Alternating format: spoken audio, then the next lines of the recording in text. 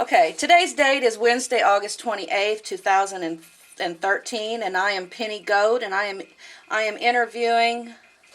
Could you give your name? Okay. Lonnie Gallegos. Lonnie, do you want to tell us anything about yourself? My name is Lonnie. I grew up in Colorado. Love hunting, love fishing. Have had a few encounters with Bigfoot in my lifetime. Been obsessed ever since.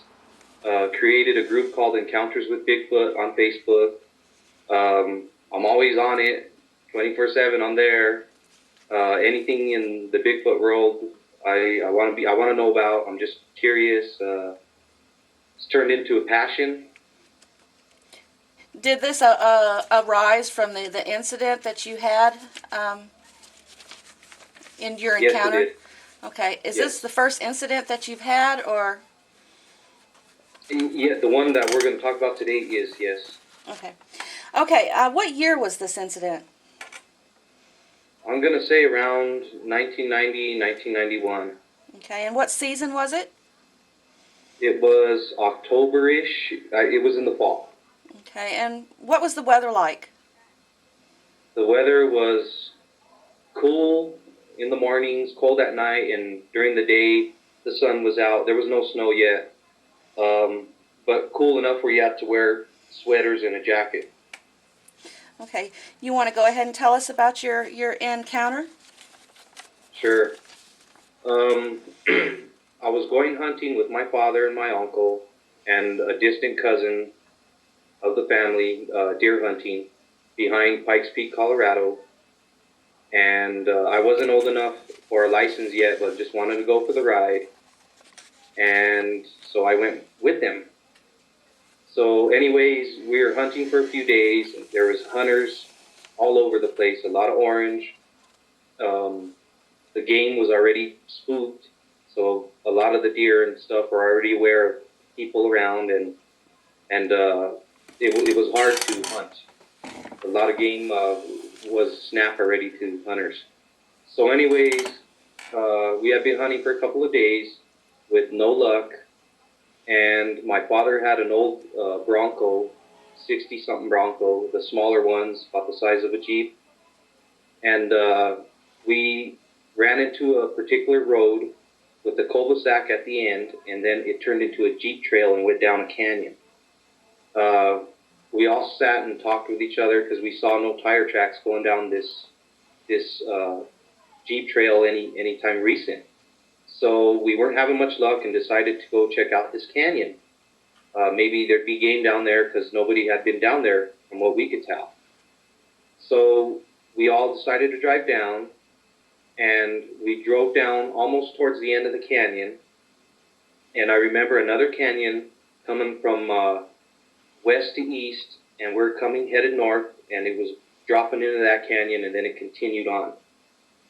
So anyways, as we're driving down, pretty close to the end there, my uncle had a doe tag, and my father had a buck tag. And at that time, there was a 4-point restriction on bucks. So if it was 4 points or bigger, it's a legal kill. So anyways, we meet up with a doe and 2 bucks off to our right. And we run out of the truck, get as close as we can to them, and my uncle fires and the doe drops. Anyways, right after that, the 2 bucks took off running up the mountain.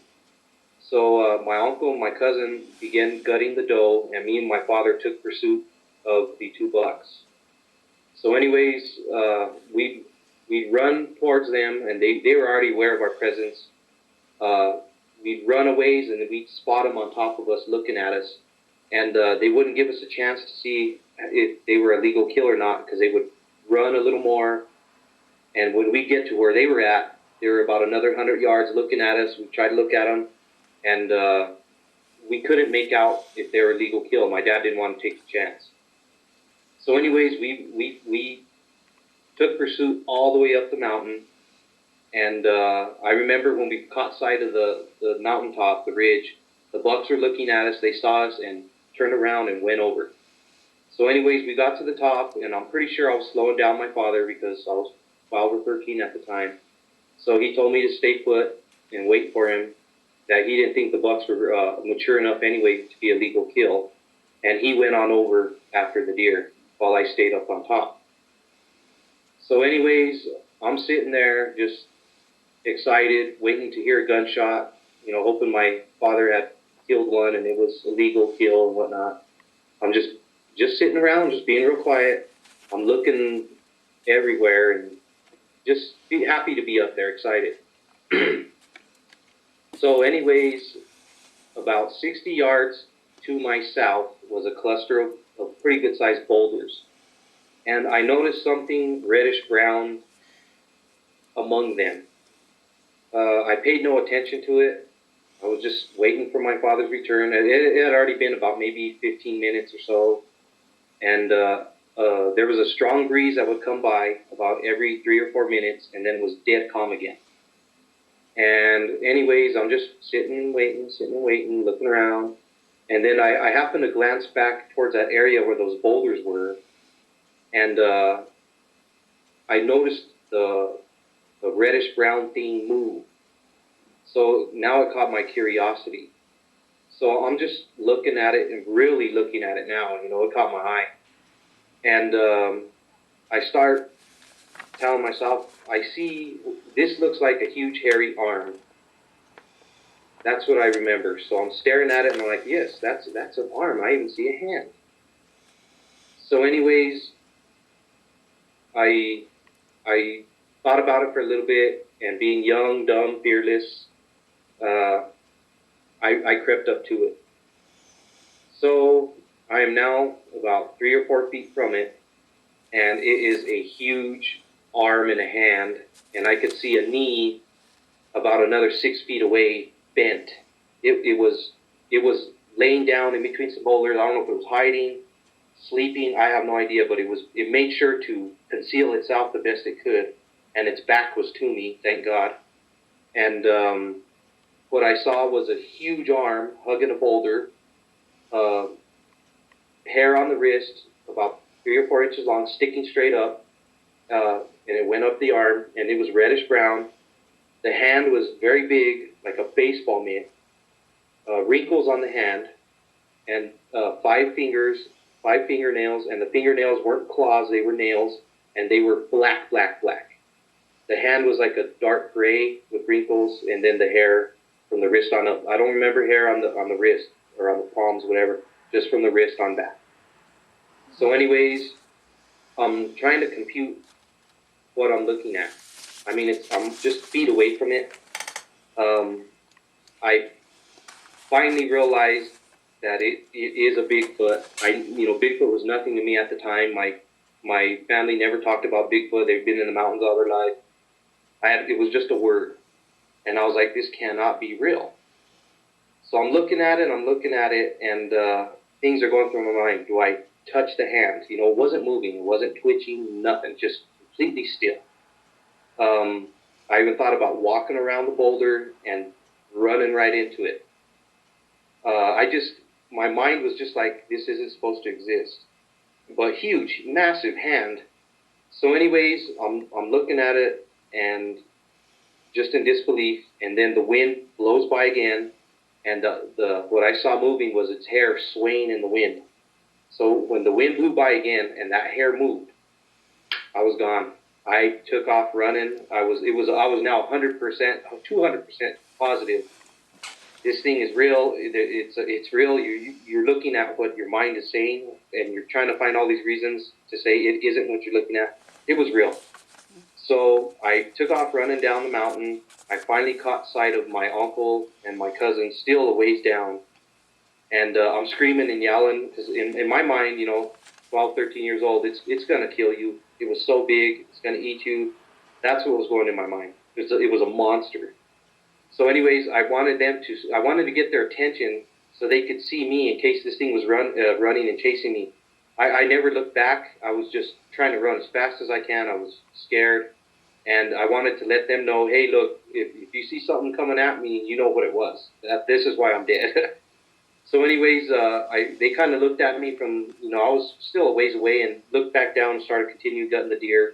So I was like, okay, well, they're not in a panic mode, so I guess this thing isn't chasing me. So I get all the way down to them. I'm very excited, adrenaline's pumping, and I tell my uncle, there's a Bigfoot up there. I'll show you. Take your rifle for protection. Let's go. I'm just antsy. They both look at me and silly kid and continue gutting the deer. So anyways, I'm still pumped up. My father finally gets down, I'm going to say about maybe a half hour later. And I immediately asked him, Dad, did you see that Bigfoot up there in that outcropping of boulders? And he just looked at me and no, and silly kid. And the rest of the hunting trip was a nightmare. I couldn't sleep. I didn't want to get out the truck no more and scout around. Horrible the rest of the weekend. And that's pretty much about it. Okay, what was without giving the exact location, can you describe the area, like the nearest city, the state, just whatever you're comfortable with telling us about the area? Sure. I remember it being close to the fossil beds. There's an ancient group of huge fossilized trees, and I believe the government made it into some sort of preserve or a national park. It was near the fossil beds. If you're from Colorado area, you know where the fossil beds are at. I'm going to say it was near there, behind Pikes Peak, basically. Okay. What is the nearest city? The nearest city would be Colorado Springs. The nearest major town would have to be, I'm going to say Lake George. There's a lake called Lake George. I'm going to say that's the nearest town. Okay. Was this area a private property? No, it was all national forest. I see. Okay, Lonnie, I'm going to ask you a series of questions, and some of it will be repeat of what you've already said in your story. I'm doing this to clarify and to reaffirm your account. And some of the questions will seem insignificant, but to some people it might seem insignificant, and to others it's very valuable information. So I'm going to start with a little bit about your surroundings. First of all, was you sitting down when you first seen this thing, this creature? Yes, I was sitting down. Okay. Can you describe the view from where this creature was, and where you was, the surroundings? Yeah, we were pretty much for the most part on top of the mountain on the ridge. You could see the whole canyon, not all the way to the bottom, but you could see the majority of the canyon. Definitely could tell if something was headed up. Okay, so was it a good view? I mean, could you see your family from that point? No, see, the mountain went up and then it kind of arced, and I was up here. I would have to go more this way and then see them at the bottom. Okay. So no, from where I was at, I couldn't see them, but I had to go maybe 300 yards down towards the canyon before I could actually see them at the bottom. I see. So I mean, the view that's around this canyon, would it be a good spot to hunt? I mean, to get a good view of any deer that's coming into the area, or, I mean, the view, you obviously couldn't see you, but could you did you have a pretty good view of around the mountain? Oh yes, it was very grassy where I was at. It's the trees were starting to let up, and it was turning into a lot of grass on top. Definitely a good place for game. I see. Okay. Could you see any man-made structures from that vantage point? No, I couldn't see any man-made structures, but I do recall a wiki-up type thing as we entered the canyon about halfway in on our left. We all noticed it from the road. It was about maybe 50 yards to our left, and it was a teepee-looking structure. My father and my uncle assumed it was a bear hunter's blind.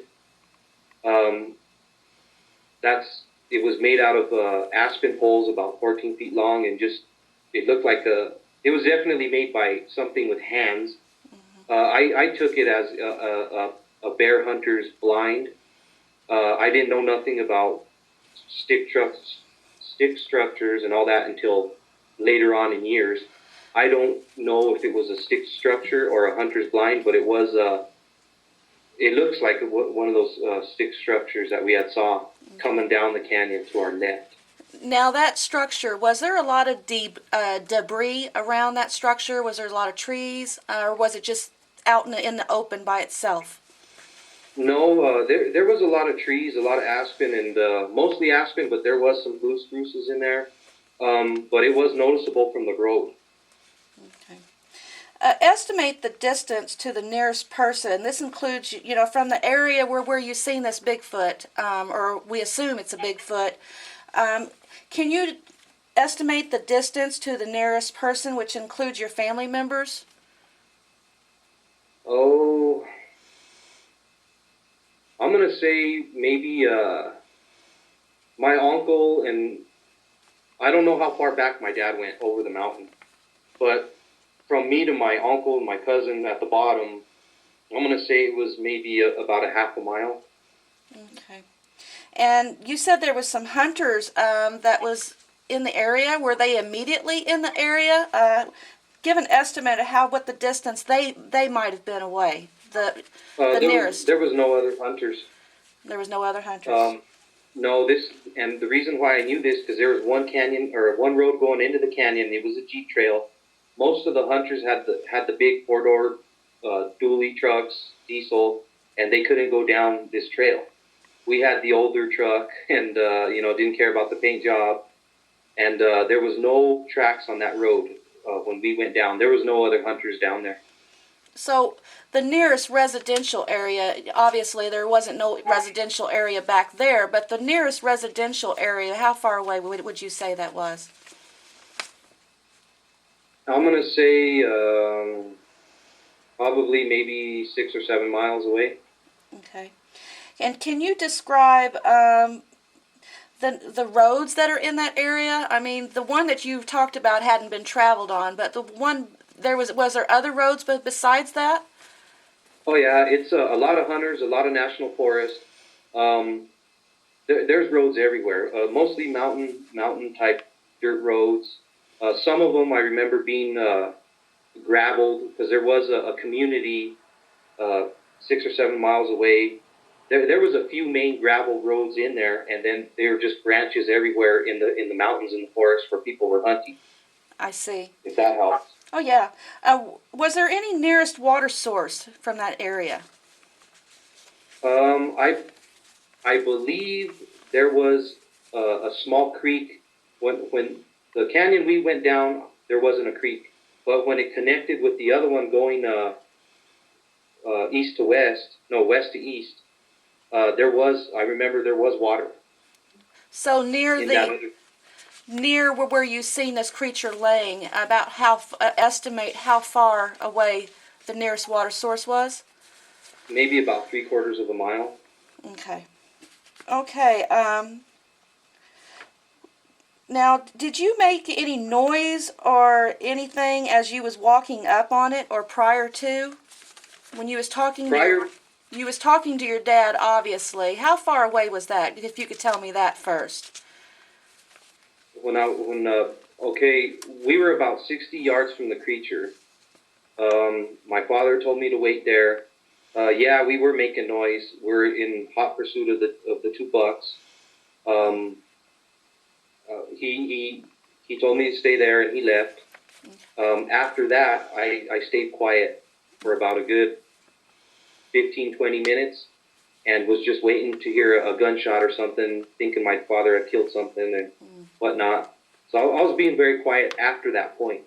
Okay, so when you was walking up to it, was you stepping on branches or anything? How quiet was you walking up to this creature? I was very quiet. I took my time. I crept up to it. I was as quiet as a mouse. And like I said, we were already starting to hit a lot of the aspens and the trees were thinning out already, and it was turning more into a grassy type hillside on the mountain. So there wasn't as much sticks to be crunching and whatnot. I crept up to it real quiet. I see. Could you hear any other sounds around you? Like, I don't know, anything. I don't know. You couldn't hear your family or anything in the distance, or? Okay, I got you. Just the wind blowing real rough every 3 to 4 minutes, and then a dead calm. Okay. Was the creature making any sounds? No. No sounds at all. Okay. What made you run when you seen the creature? When the hair swayed, when the wind blew again and the hair swayed, I knew it was real. Right. I got scared. I see. That's what spooked you, was the hair moving, or did you actually see it move? I never saw it move. Just the hair moved with the wind. Did you ever return to that location at any time after that incident? Yes, I'm going to estimate about maybe 4 or 5 years later. I had my hunting license already then. I had to have been around, I don't know, 16 or so. And I remember a buddy of mine from school tagged along with us. And we did go down that canyon again in that same little Bronco. And my mother was with us. But we never saw nothing, no activity that particular day. Okay. Several years later hunting. And we just went down it, turned around, and went out. Okay, let me clarify that question just a little bit. Immediately after that incident, did you try to take your dad, or did you return up to that area like immediately after that incident to see if that was a dead animal laying up there? No. Once I left, I never returned. Even to this day, I never actually went back up to the spot. I tried to get my father, my uncle, and them. I wanted witnesses to this, and I came up short. I see. Okay, I want to ask you a little bit more about this creature that you've seen. Is there any way possible you could have mistaken this to be for a bear? I mean, could this have been a bear? No. I've hunted all my life. As a matter of fact, I killed one about 5 or 6 years ago for bear season. I know what a bear looks like. This was no bear, and I know what a bear's paw looks like and the claws. This thing was a hand with wrinkles on it and the black fingernails, and they were not pointy. They were not claws. Were they long fingernails? About typical. They weren't extremely long, and just typical. If you look at an orangutan's hand, very, very similar, even in color, to an orangutan's hand. I see. Okay, is there any way possible it could have been a person? There's no way. And why do you not think so? Because of the size of the hand, the size of the arm, and the fact that its knee was bent still several feet away from me. It was way too big to be any man. Okay, you talked about the color of the creature. Was there any variation in the color? Can you describe the color again? I remember it being one solid color. You get a can of red paint and a brown, red and brown, and you mix them. The result is basically what I saw. That's the only way I can explain it. I think they call it auburn, but a reddish brown, but it was consistent. There was no patches of darker or lighter. It was just the same color. Okay, what parts of the body did you see again? Tell us what parts of the body. I saw. Okay, you got to remember it was. I don't know if it was hiding or laying down. It was trying to conceal itself. In between boulders, I could just see some of its elbow and this huge long arm. The hand, and then when I kind of look over like this, and I could see a knee 6-7 feet away bent. So this thing was huge, and it still had more and more body length to it that I could not see. But just I saw a left arm and I'm pretty confident, and a left knee. The rest of the body was hidden really well.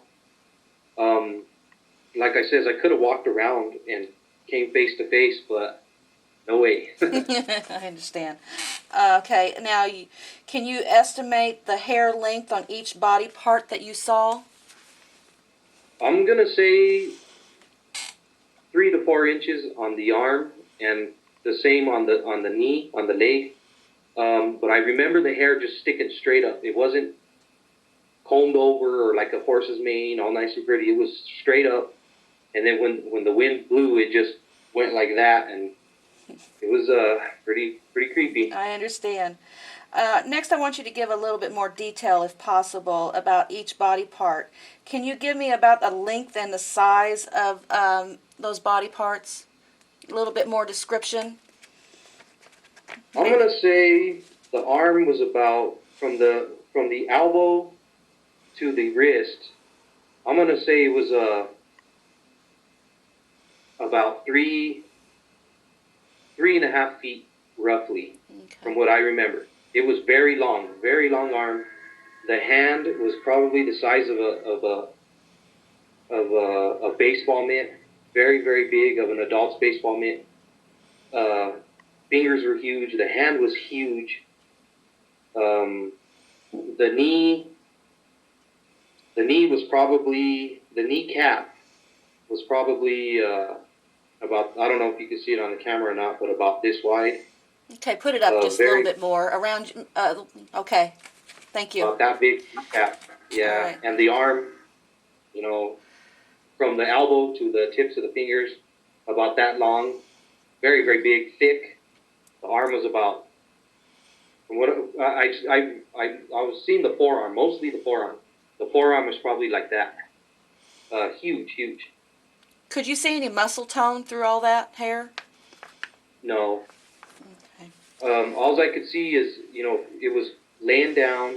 Its back was to me. Most of the body was hidden. I could just see its left arm, the left hand, and the left knee, and everything else was well hidden. Okay. Did you make any noise as you was running away? Yes. I was screaming, scared, you name it. Wow, okay. And how far would you say that you ran before you actually found your family? About a half a mile. Okay. Now, you said something about camping. Was you camping in near that location? About how far away from that location? I'm going to say probably about maybe 7 or 8 miles away. We were camping and just driving the roads every day and hoping to spot game. So we were all over the place, all over that forest during the time. But yeah, we were several miles. Our camp was several miles away. Okay. Has there ever been any other reports from that area? Yes. Okay, will you talk about that a little bit? Sure. I've talked to a few other people. At first, I for years, I didn't know what to make of it. And then little by little, I started investigating for myself and have found several reports of Bigfoot-type creatures in the area. There's a town called Green Mountain Falls. It's a few miles away from there. I'm not extremely far, but it's a few miles away. And they were having some sightings. They were even on the show Unsolved Mysteries because people were having close encounters in their little town. And we weren't that far from there. Same national forest, I believe. And were the descriptions pretty much the same as yours? The description of the hair color was the same, but the individuals that they were seeing, they claimed that they were around 6 feet tall. The one I saw was much bigger. I see. And how does your family? What does your family think about this? Nowadays, my father is open to the subject because he had an encounter with me on horseback last December.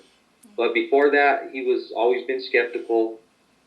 He saw the Unsolved Mysteries episode with me, as a matter of fact, one day at home, and he kind of turned and looked at me with a surprised look on his face. Because the episode appeared, I'm going to say maybe 6 months to a year later after my incident.